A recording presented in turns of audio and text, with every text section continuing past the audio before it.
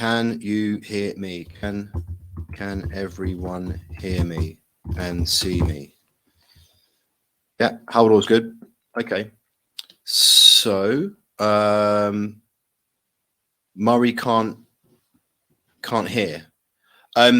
Try logging in again and try using Google Chrome. Google Chrome seems to be the one that seems to work most of the time, but everyone else can hear me, so it must be a problem on your end, unfortunately, Murray.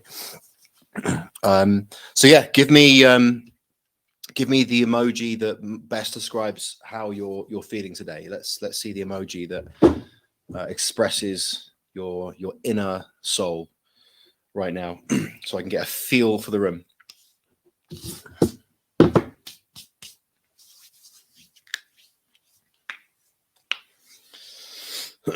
All right, I'm liking Daniel, feeling strong. Oh, Marcus says you've got a white square on your head moving with you. Yeah, that's my camera focus. Why the fuck is that showing? Jesus Christ, how do I fix that?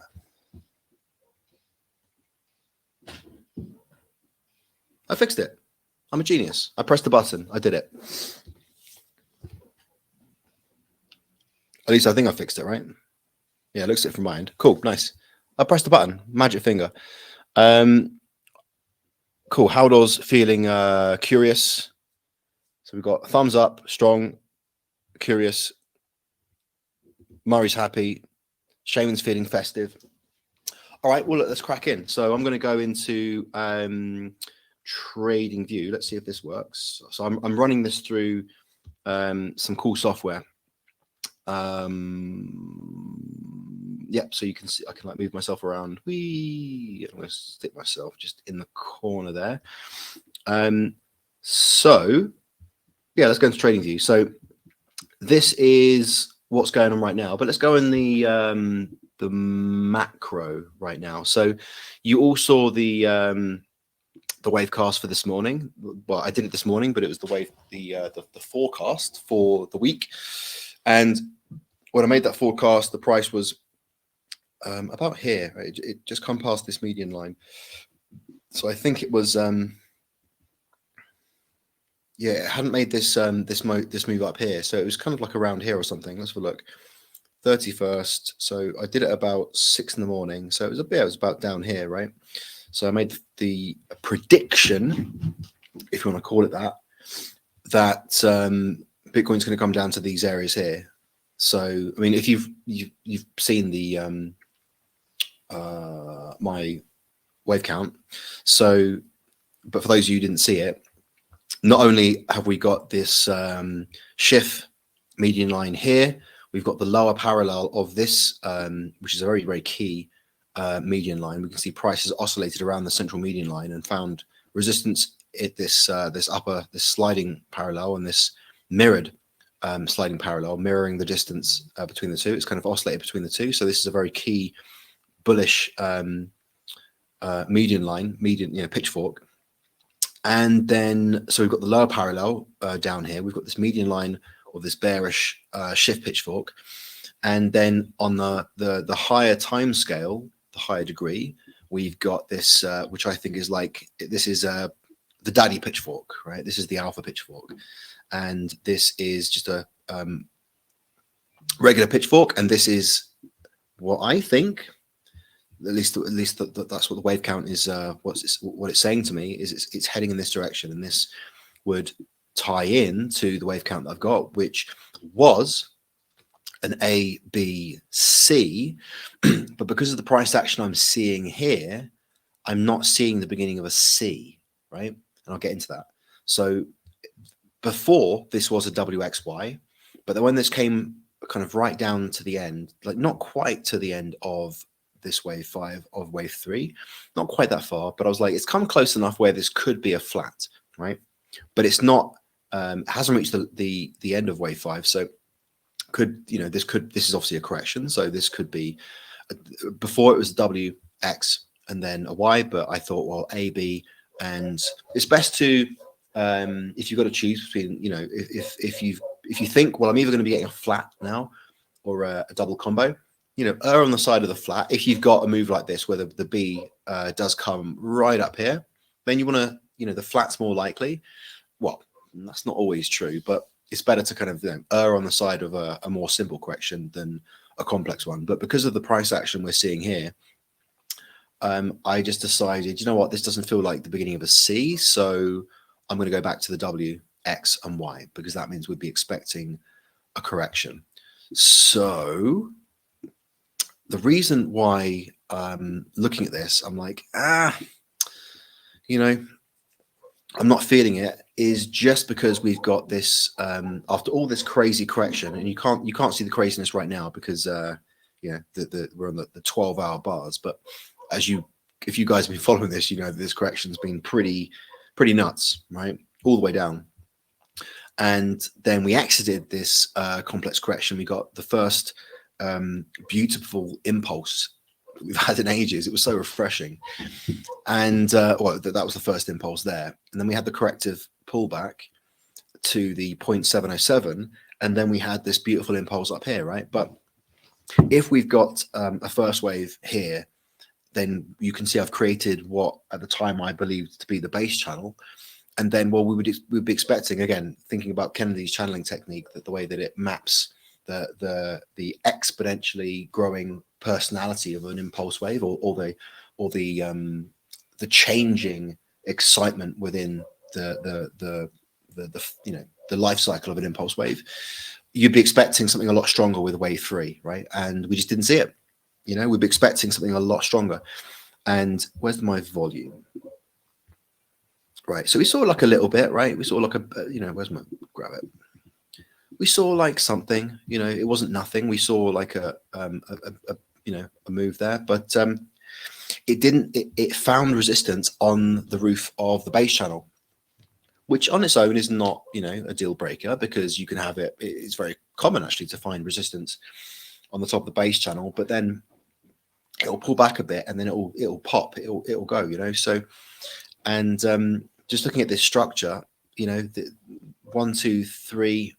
The 3 didn't pop out, and then you've got another move up, and again, just contained within this channel. And one thing I always say is that if you're looking at what you believe to be an impulse and it's contained within a single channel, like when Elliot was originally teaching his channels, he actually a lot of his Elliot waves were contained within a single channel, but that's just not what Ellioticians see. That's not what I see. Typically, impulse waves just don't behave that way. And when you're looking at a wave that is contained within a single channel, high probability that you're looking at a correction, not an impulse.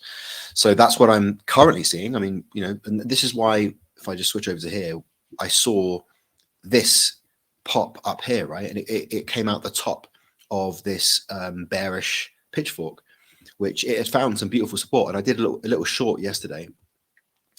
I got in here. Now the original stop. In fact, let me talk through this. I think you guys will appreciate this. This is something that when I add this stuff into the course, I will be probably walking through. This is like just a very classic example. But we had this, move up. Impulse move up, this corrective move down, and I think you guys, when was this? This was 28th of October, so this was a few days ago. So you saw me talk about how this was a classic wash and rinse, as they call it. It was like a stop loss hunt, and that's why I've got my wave 2 ending here rather than down here, because this is a manipulation. And I actually put a long in just here, and I got caught out with this. So it was I told Martin it was annoying. I put a long, like, where was it? Just here, and then I put my stop just down here, and I got knocked out by the manipulation. I was the victim, and then this would have been a really nice move. And so we've got some beautiful clear swings, as they say, right? These clear changing of trends. And so the obvious thing to do is that here's your pivot points, right? Here's your pivot points. Now, when you've got this manipulation, I personally, this isn't like Elliott wave dogma. So people probably have different opinions about this, but when you've got this manipulation, I personally don't, I discount it. I don't include it in my Elliott waves. I don't consider this to be the beginning of the wave, because if you think about, well, what is Elliott wave? Elliott wave is mapping the psychology of the crowd, right? And a manipulation by a whale, institution, etc., is not nothing to do with the crowd. It's an individual. Well, it's not usually an individual, but you know what I mean. It's like a power center. So it's not indicative. It's not reflective of the crowd. So I discount those when I see them, and they're very obvious to spot. I discount them. That's why I've got my wave 1 there and my wave 2 ending, you know, where the natural end was. But with median lines, with Andrew's pitchforks, that's nothing to do with crowd psychology in the same way that the Elliott wave is about. It's about market geometry. So you include everything. So you would include that stop loss hunt, and then we've got this beautiful down, you know, downwards bearish pitchfork. And so there's no way that this is, by the way, this is also another stop loss hunt up here. Look at this sharp candle up, and then immediately it gets shoved right back down. And because you can see that price is coming up, right? And you would have seen price like climb up slowly, find, you know, resistance. There's probably divergence all over the place. And then people are going short, and they're putting their stops right above this level here, right? They're putting a whole bunch of stops. And the whales, the institutions, are just kind of hanging around, letting people put their stops in, letting people put all this liquidity up in this area here. And like, what is a stop loss? A stop is an automatic order to, if you're shorting, it's an automatic order to buy, right? To buy. So you can imagine it, you can visualize it, right? Up here, there's all this money, all this liquidity. Because if you're a big player and you want to open it, you want to do a, you know, have a big position, well, the limitations is how much. If you want to do a short position, that short has to be purchased from, like, sold against a buyer, right? So if there's not as much, if there's not enough buyers as you want to sell, then the act of you selling how much you want is going to move the market, right? So the best way to do that is these stop loss hunts, where they just gobble up all of these buyers who you know, with these short positions, and countering those, all these whales then have all these sell orders that just sell into these stop losses, and then the price just gets shoved all the way back down. So anyway, saw that, created this really nice bearish Andrew's pitchfork, but there's no way you can get an entry here, because look at this crazy move down. Never ever chase this, right? You might see this and think, oh, it's going bearish now. Let the price comes back. And what I'm going to be going through this probably in the next module, maybe the module after, is you want to look for the pullback, and you know, you want to get the retouch, right? That you want to get the touch of this upper parallel in this case. And now, you know, as it came up here, you might consider, you know, getting in there. But personally, I want the touch. So even though that would have been a better position than down here, you know, you never know that's going to happen at the time. And I want the retouch. And if you miss it, you miss it. So it came back down, and it came back up. It got the retouch. I wasn't actually looking at the screen when this happened, and that's why I got in sort of down here rather than here. So ideally, you'd have your, as it started to come up, you'd already have your limit order in place, right? And you'd have your limit order like waiting for it. That's the best situation, where you're not chasing, you've got your limit order, and the price then comes to you. And the first stop area was, I think it was all the way up there, because the target for this is where are we? Yeah, the target's down here, right? This median line here. So you've definitely got a 3-to-1 reward to risk ratio. And then as then price came down lower, I then moved the stop loss to just behind. Well, first it was behind this point here, because you want to keep it behind market structure. And as the price starts to change the market structure, starts to break the market structure. So in this case, it would be when it broke down below here. Then you might, okay, let's bring the stop closer, and then it breaks down. You know, it comes back up, it breaks down lower even still. And you think, okay, let's break it. Let's put the stop loss above here. And then when it broke down, I think past, where was it? I think past this point here.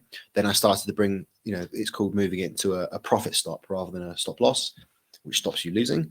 It's a profit stop. So I would bring it down to, I think, just above there. and then it comes down lower, you bring it up, and you sort of move it down. You don't want to be too close. You don't want to be like right, because you need to give the market the opportunity to come up and break the immediate market structure. But let's go into some detail here so you can see, right? So I closed down here because I was going to bed, and clearly, it would have been better to stick in the trade, but I was going to bed, and I just, I guess there's like a day trader in me that just likes, it's nice to sort of close up, go to bed, not have to worry about stuff. So I put a sell order, sorry, a long order to close the short down here. But as it came down, it's like lower lows. You can see here lower lows, lower highs, and then it came back up here, and what does it do? It doesn't quite reach this lower high, right? So it's still maintaining this bearish market structure, lower lows, lower highs, lower lows, all the way down, right?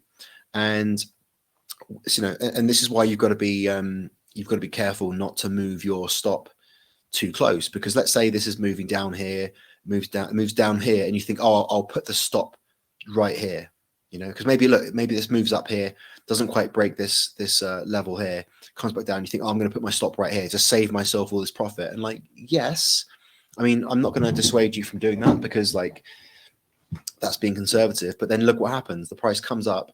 It doesn't break the prior market structure. So this is still, this is still bearish, but it would knock you out, and it would, remove you from getting all this profit.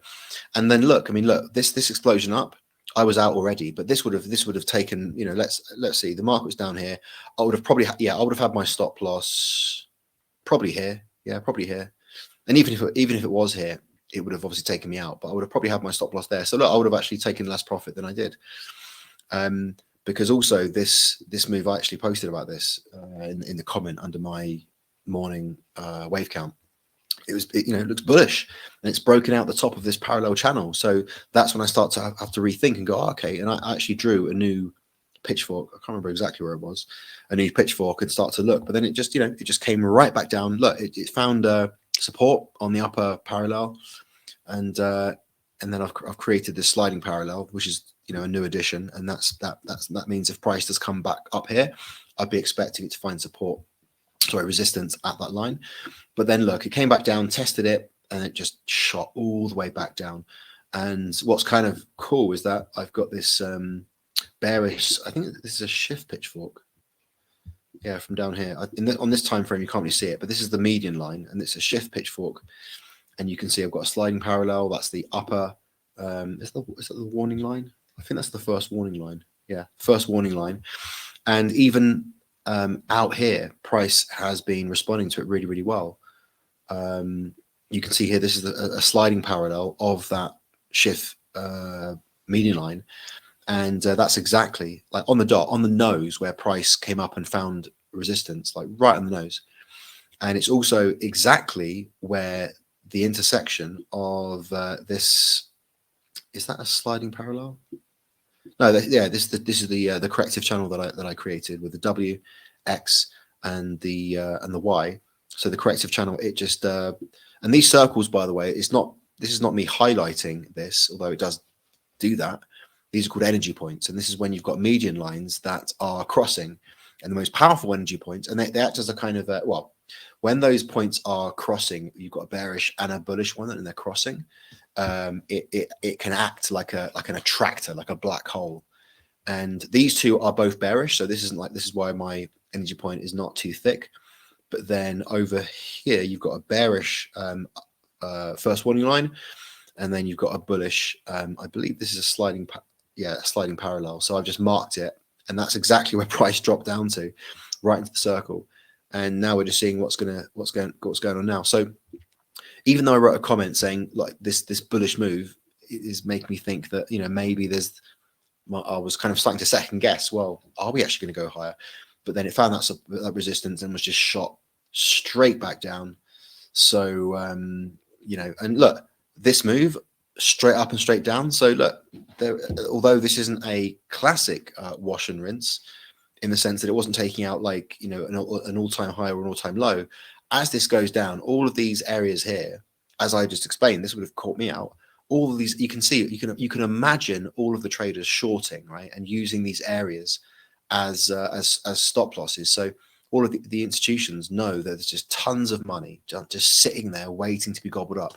They know the trend's going down, and this is something that you should watch out for, right? When you get because there's a big difference in an explosive move up, right? Which is the market responding. It's the sentiment of the market. It's the crowd, right? The market explodes up.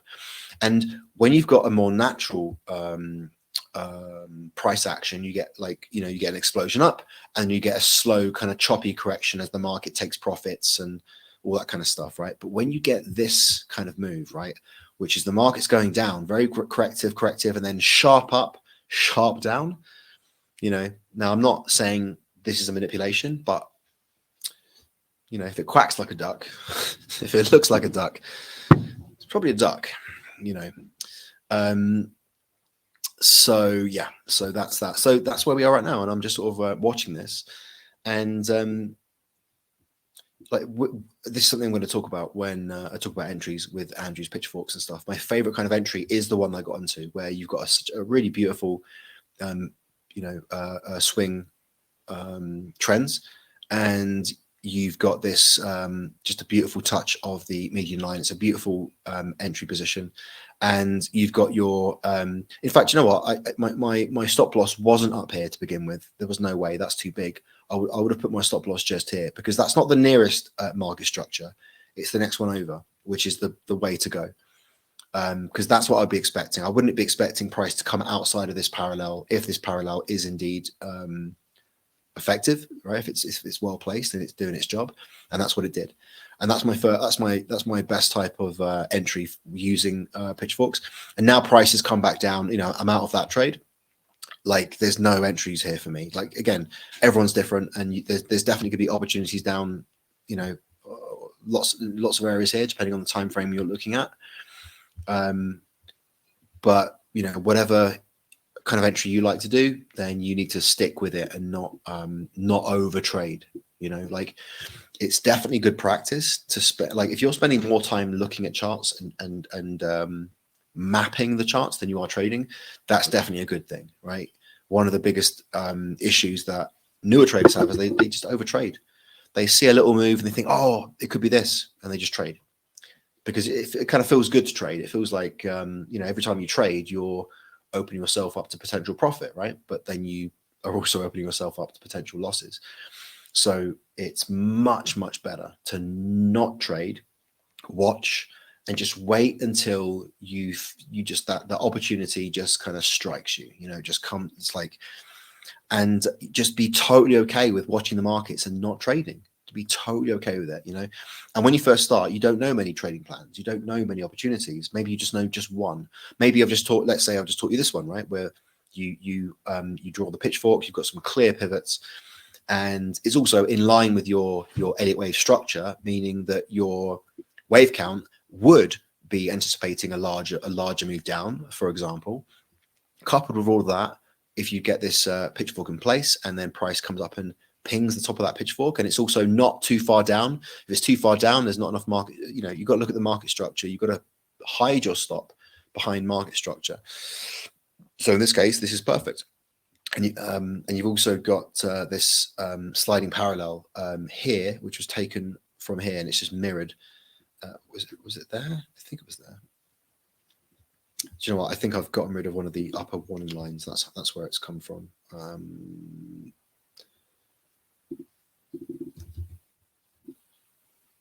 No, it's gone. I can't find it. But yeah, I can't remember where I got this. Hang on, my light's just turned off. 1 second.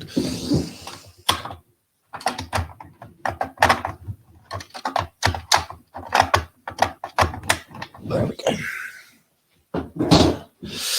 Yeah. So, and let's, when's the next chance we're gonna see this? This is obviously quite a large pitchfork for this time frame, and there's obviously lots of opportunities within here if you like working on those lower time frames. Me personally, any lower than 50 minutes, it happens too fast. There's not enough time for me to kind of just sit back, consider, do the wave counts, draw the pitchforks and things. But you can see like how the pitchfork responds to, you got some really nice swings here you can see price came up, pinged the median line, and then fell back down. So you can see here, look at this. Look, oh, so that's bloody not right.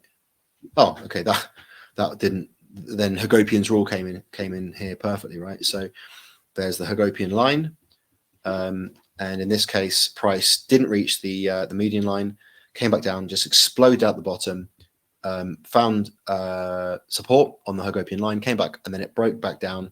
But again, never chase, wait for it to come back, wait for it to come back. If it came back, there would have been a beautiful short entry, and then you've got a trade that's based on that the Hagopian rule. Let's find another one. We could have done a little one here. And again, that's no good either, right? Just doesn't come anywhere near this. And then again, Hagopian's rule means that it didn't actually go very, very high though. This wouldn't have been, you wouldn't have really made much out of that because you know, you would have got profit stopped out of that. But if we turn this to a shift, we can see price responding to this far, far more, right? And it even like forecasts the direction of the entire trend, right? And that's what you tend to get with a really, really sharp move. You know, and you've got a trend that does not want to be going down with that velocity. That's where the shift comes in, and you can see it just maps out the trajectory of the entire correction. But as I was going down, I was doing some pitchforks. There is some really nice ones that are very, very, very, very clean. So I mean, let's have a look. There's that one there. There we go. Now again, there wouldn't have been an entry here, right? Because it doesn't come back and ping the lower parallel, but it hits the median line perfectly, pings that. What else could we do? I think did I already do this one? Oh, yeah, it doesn't hit the median line, comes down, tests the parallel, breaks down below. Now with this, there's no Hagopian line, or there is, but look, that's not tradable, so that wouldn't have helped you. But you can see with every single change in trend, there's a potential median line that you can draw. Oh, wrong tool. Now this isn't the kind of trading I like to do. It's too fast, but you can see here. Look at this was actually perfect. This is like a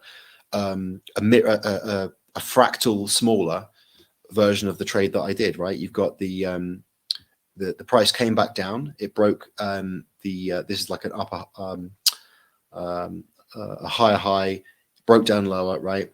And it came back and it tested this upper median line, and in fact it even tried a couple of times, right? So it tested once, came back down, it created a lower low, right? Because that's the lower low, came back up, tested it one more time. So you'd have had two opportunities to get into this particular one, and then it shot back down, hit the median line perfectly, which would have been your target.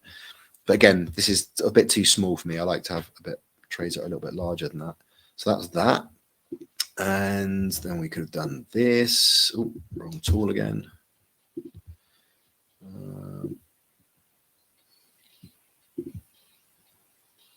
Yeah, there we go. Now there wouldn't. I don't think. Yeah, look at that. It came back and it pinged it on the next bar. The very next bar came back and pinged it. Now on this time frame, that would have been hard to catch. But if you're the kind of trader you like to do the minute bars, 5 minute, maybe be able to catch that. Came up, it would have hit your profit target there. There we go. Right. So let's keep going. Pardon me. Let's do another one. I've got a feeling this one's not going to hit. Not quite. But that would have probably still hit your profit target, because you're not going to set your profit target like bang on the median line. You're going to set it's going to be about 10%. Like this distance, it's going to be about like 10% away from the median line. So that would have still caught the it. Cool. I'm going to just go into the chat quickly and see if you guys wait, whose birthday is it? Happy Halloween birthday, Corey. Corey, is your birthday today? Corey says, Martin, I like the logo and soundbar in the bottom corner. Nice job. Dude, that was me. Give me credit. That was me. Corey says, so do you add it to the count? You mean the pitchforks, the median lines to the count? Is that what you mean? Hit that circle perfectly. Yeah, so happy birthday, Corey. If I could play music, which I mean, I can play music, but you guys can't hear it because, you know, technical stuff, then I'd go on YouTube right now and I'd play like a happy birthday thing and we'd all sing along. But yeah, technology is preventing us from doing that. But yeah, you guys following this so far, right? Is it all making sense?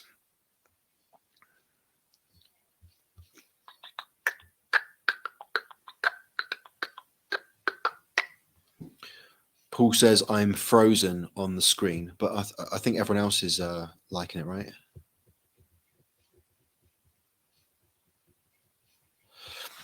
Good job, the manipulation. Corey says, do you add that to the count? No, well, if I'm sure it's manipulation. If like I'm not sure, then it's like if it completely fucks up your count and you just cannot make sense, and it would make complete sense without what you suspect to be manipulation, then I would consider having a wave count which excludes it, right? That discounts it. But definitely have a wave count that includes it. And if your wave count makes complete sense with it, then stick with it. Because some manipulations can be so like large in scale that it actually does carry the market with it. Daniel says in some way it makes sense. So that's good enough. As long as it makes partial sense, that's fine.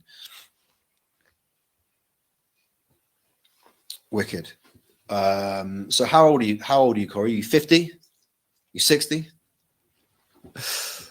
I don't think you're old as me, right? Are you as old as me? 38, yeah, almost. I'm 39, so yeah, we're almost the same age. Almost. Next year I'll be big 40. The big 40. The big 40 next year, next February. So all right, well let's go back. Wow, yeah, that's one way to put it. We've got 18 people here. Nice. Cool. Okay. So, I mean, I've just been sort of chatting away. As usual, if you guys have anything you want me to look at, any kind of requests or, whatever, then let me know. Otherwise, pardon me. Doge. Oh yeah, I heard on the news Doge exploded in price because Elon Musk took over Twitter. 62%. Who had a Doge bag?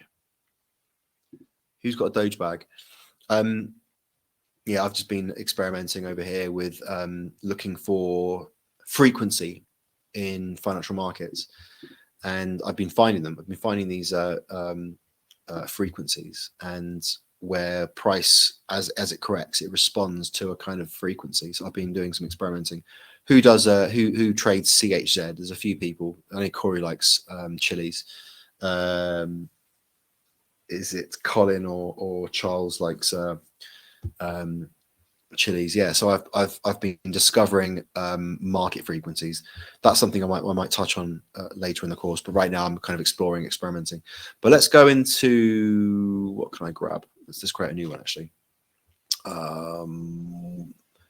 Let's go to Doge. Let's check out a bit of Doge. Yeah, who's got a Doge bag? Anyone? Decline offer. Doge. USDT. Here we go. I think I first bought Dogecoin in 2017, right? And it was before stablecoins, and you could only buy it with Bitcoin, and I bought it from Poloniex. So there was probably a time when I had a certain amount of Dogecoin in my wallet where if I would have miraculously kept it, but like think about back then, who kept Dogecoin? It was just a silly, stupid coin, right?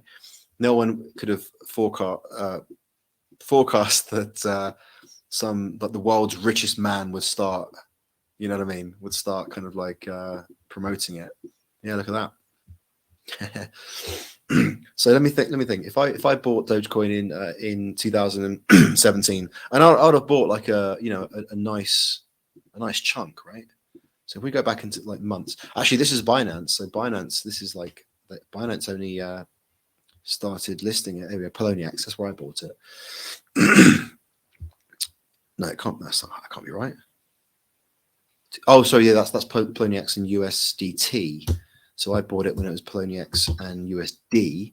So Poloniex. So this will be calculated.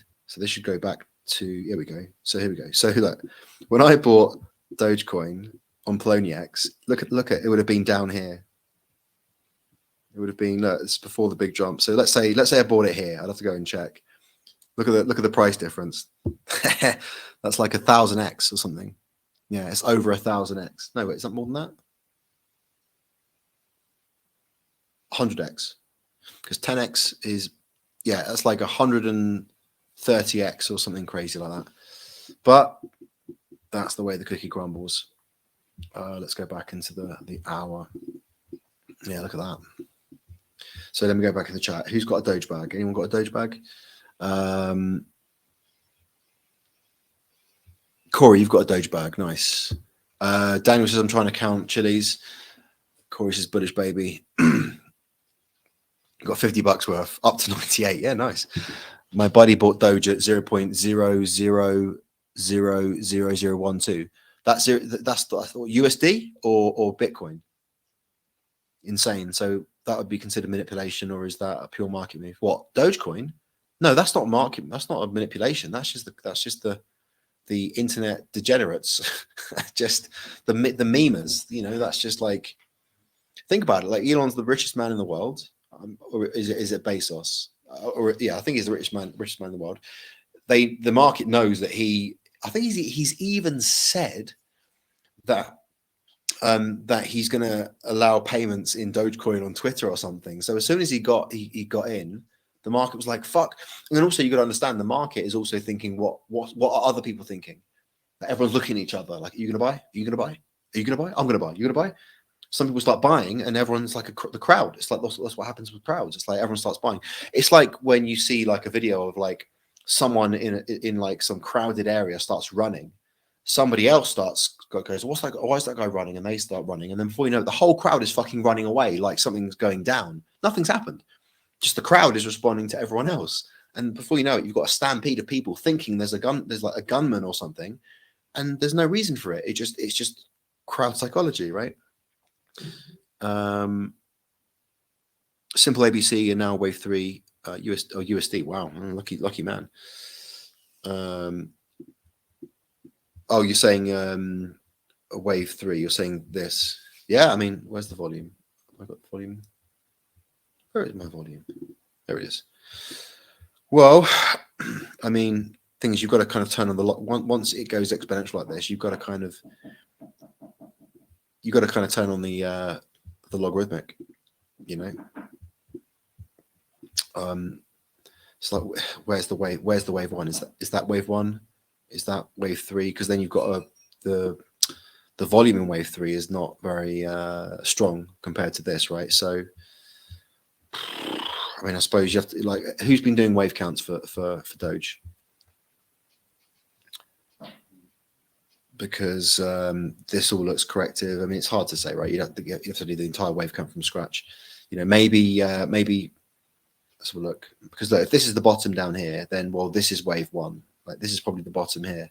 So this is wave 1, and then you've got this, you know, flat. What looks like a flat or expanding flat correction.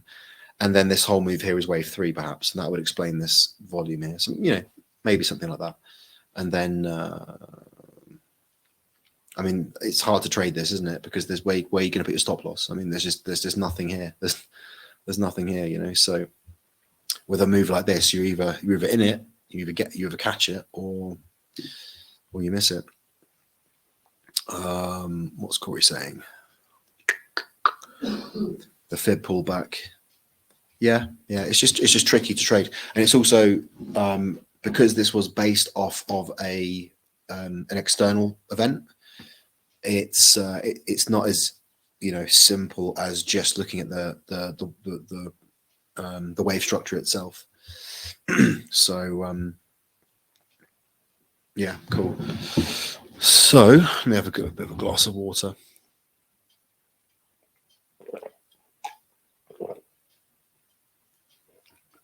Does anybody have any questions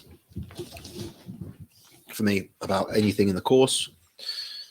Anything that you've challenges or problems you've come across when you're trying to put all of this into practice?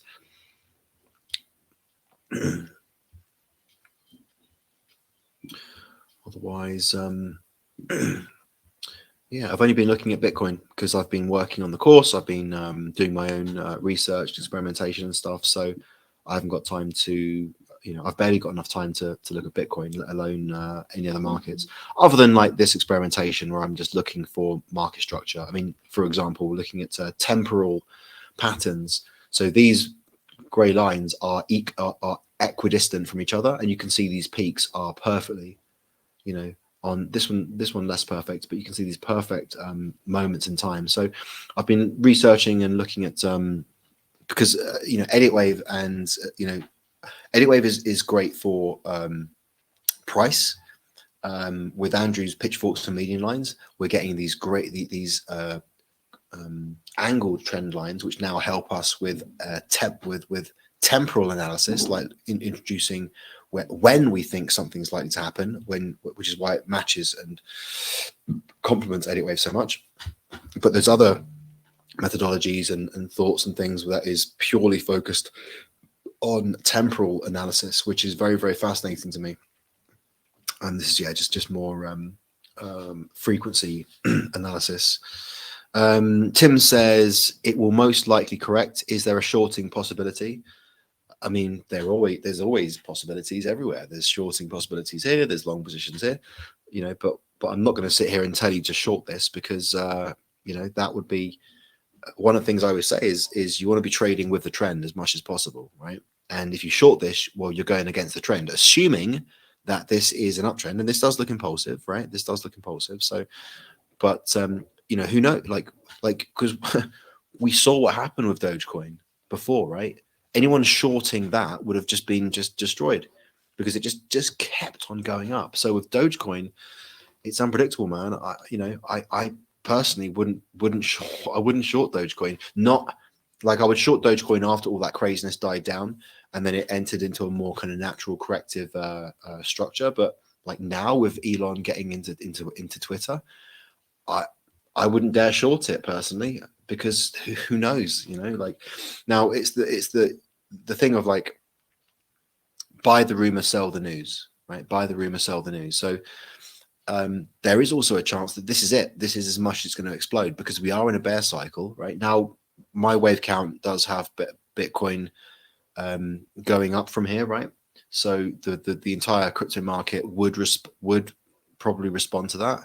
Would Dogecoin go up from there? Maybe. So to short this might be going against the trend, but it's not a surprise that he's now running Twitter. Like the market all knew about it, right? And even though it was kind of like not sure if it was gonna happen a lot, like a lot of people who were speculating, they would have already bought by now. Like the especially I think now, like the news is out, he's now running Twitter. I think it's priced in now. It's priced in. Everyone who wants to buy or was thinking other people are going to buy because of this, maybe it's priced in now, and look at the divergence we've got already, right? We've got a spike here, but then look at the divergence, right? All across the board, right? Well, not over here. The MACD is going up, but you got the RSI divergence, the volume divergence. So there's a chance it's priced in, and then then there's a shorting opportunity. Maybe, but I wouldn't short this just because of the uncertainty surrounding it. That's just me. That's just me. So Corey says it has already pulled back. It's on its way up. Look into smaller pullbacks. Might get in. Paul Harrison says, I see that you're using candles instead of the bars in your charts now. Is there any advantage to this? No, it's just like use your own preference, man. Like I've still got my bars over here, and like my bars I've colored purple. You can color them whatever you want. There's it's just like preference, and part of it is maybe I just fancy to change, to be honest, And these were white before, and I would probably go back to putting them white. I just think I fancied a bit of a change. Yeah, there's no right or wrong because it all shows you the same information, right? There's your open, your high, your low, and your close. And the bars have exactly the same thing, right? These are the traditional candlesticks, right? You've got your open, your high, your low, and your close. And the open and the close is the candle body, and then the wicks are your high and low. And I've got mine just like this one, which is the same thing, candles, but just all the color removed. Because when I've got all my colors and bars and lines, everything else, you know, if I change to this, look, it just it's too much, right? It's too much. So, you know, look, there's no right or wrong. You know, just choose whatever you think works. It's like both. Like personally, I think the best ones are either this or the bars. You know, I know there's some very, very successful traders, they just use bars, right? A lot of eliticians use bars. A lot of Andrew's median line practitioners, if you want to call them those, they use bars as well, because they don't really care too much about what's going on inside here. They care about these larger swings, right? That's what they care about. So I just think it depends on the kind of resolution you're looking at. If you're looking at it with this kind of resolution, then you can see quite clearly the opens and the closes. And if you like to trade with this kind of level of detail, right, then the bars will be totally fine for you, because you can see the opens and the closes. But when you start working like this, you like to have lots and lots of detail in your chart, or you can't see the opens and closes. You can see TradingView, as soon as you get to a certain point, it gets rid of the opens and closes. It sort of merges them together, and now you've lost information that is actually quite important. So you can't see where the open and the close was. So, you know, it depends on your preference. There are traders, very, very successful traders, where their charts sort of look like this, right? It's like very, you know, very does not like high definition, but because this is all they need. They just need these like daily bars. Cool. Well, listen, we've been. I'll have to test this for next time. Marcus says I faintly hear it now. Yeah, maybe you need better headphones. I don't know. But so I'm going to switch back to the camera. Yeah. So that's it for this week. We've been doing this for just over an hour, and the cool thing is now I'm actually running this through some software. That's why we've got a cool like little logo there. You can see like the cool kind of wave patterns and stuff. So now we're running it through the software. I can invite guests on and stuff. We can have like Martin and Shaman and Corey. We can have like some cool stuff. It just takes a bit of technical organizing to get that all working. So we'll have like multiple cams here. So there'll be me here. There'll be like someone over there or whatever. We can look at charts. We can do things together. So over time we can start to make this more fun. And maybe we can bring some of you guys on as well. We can have like chats appear in the bottom. There's all kinds of cool shit we can do. So I think it'll be quite fun. So thanks to everyone for being here. John, Marcus, Murray, Haldor, Rajkumar, Daniel, Paul, Tony, Corey, Jew, Theo, Tim, Janus, Carlos, Shirley, Christopher, Martin, Shaman, Charlie, and Zifa. So much appreciated. So I'll see you guys in the community, and I'll be back next week with episode 7 of the Wavecast. See you later.